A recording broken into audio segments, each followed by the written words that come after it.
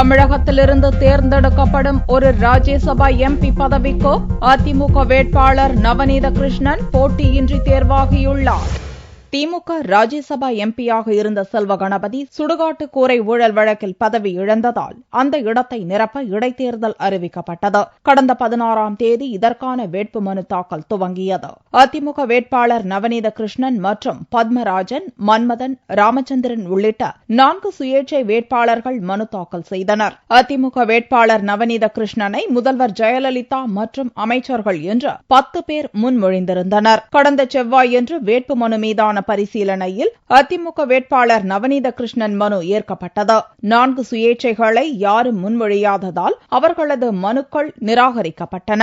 இந்நிலையில் வேட்புமனுவை வாபஸ் செய்ய வேண்டிய இறுதி நாளான 26ஆம் தேதி வியாழக்கிழமை 3 மணிக்கு பிறகு நவநீத கிருஷ்ணன் அதிகாரப்பூர்வ வேட்பாளராக அறிவிக்கப்பட்டார். இதற்கான அறிவிப்பை தேர்தல் அதிகாரி ஜமாலுதீன் வெளியிட்டார். நவநீத கிருஷ்ணன் 2016ஆம் ஆண்டு வரை ராஜ்யசபா எம்பியாக இருப்பார். இதன் மூலம் ராஜ்யசபாவில் அதிமுகவின் பலம் 11ஆக உயர்ந்துள்ளது.